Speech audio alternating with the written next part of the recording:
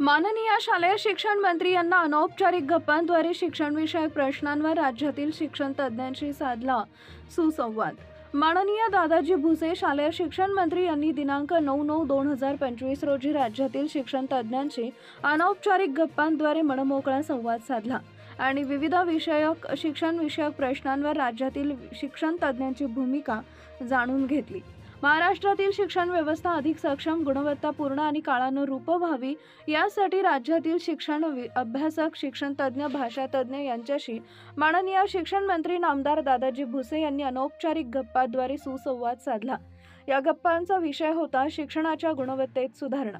या चर्चेत प्रसिद्ध दिग्दर्शक अभिनेते मंगेश देसाई, शिक्षण अभ्यासक हेरंबा कुलकर्णी, प्रतिभा भराडे, प्रवीण काळम पाटील, संदीप वाघचौरे, शिक्षण विकास मंचचे समन्वयक माधव सूर्यवंशी, सावित्रीबाई फुले पुणे विद्यापीठाच्या डॉक्टर गीता शिंदे तसेच प्राध्यापक डॉक्टर राजेश बंडकर, शिक्षण तज्ज्ञ सचिन उषा विलास जोशी आदी मान्यवर सहभागी झाले होते।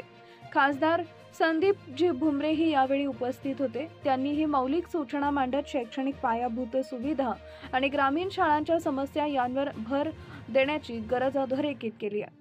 बैठकीदरम्यान शिक्षक विद्यार्थी संबंध, अध्यापनातील सर्जनशीलता, नाट्यकलेद्वारे शिक्षण प्रभावी करण्याचा मार्ग, भाषा शिक्षण, मातृभाषेचे महत्त्व, डिजिटल साधनांचा वापर तसेच ग्रामीण शहरी शैक्षणिक दरी कमी करण्याच्या उपाययोजना यावर सखोल चर्चा झाली।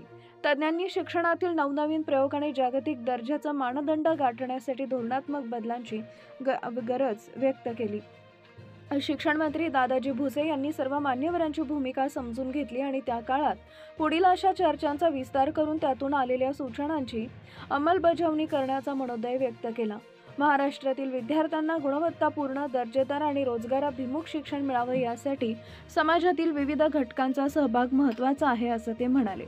यावेळी शिक्षण मंत्र्यांनी विद्यार्थ्यांच्या आरोग्य तपासणी, प्रत्येक विद्यार्थ्यासाठी हेल्थ कार्ड विकसित केलं जाणार आहे, तसेच आनंददायी शनिवार या संकल्पनेअंतर्गत राष्ट्रभक्तीपर, संगीतमय कवायत, क्रीडा व सैनिकी शिक्षण याशिवाय शिक्षकांसाठी कला, क्रीडा स्पर्धा या विषयांवर प्रकाश टाकला।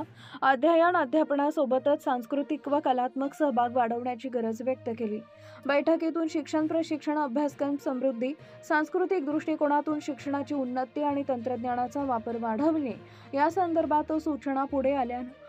आगामी काळात ठोस निर्णयांची प्रभावी अंमलबजावणी होईल आणि पुढील वर्षी राज्यातील शैक्षणिक गुणवत्तेचं चित्र यापूर्वीपेक्षाही उत्तम असेल असा आशावाद व्यक्त केला। शिक्षण तज्ज्ञ सचिन उषा विलास जोशी यांनी या सभेचं सूत्रसंचालन केले। DSP न्यूज लाईव्ह कराड प्रतिनिधी पोपट साणप। सर्वसामान्यांना न्याय मिळवून देणारे हक्काचे चॅनल DSP न्यूज लाईव्ह। संपूर्ण महाराष्ट्रातील बातम्यांसाठी चॅनलला लाईक करा, सबस्क्राईब करा आणि शेअर करा।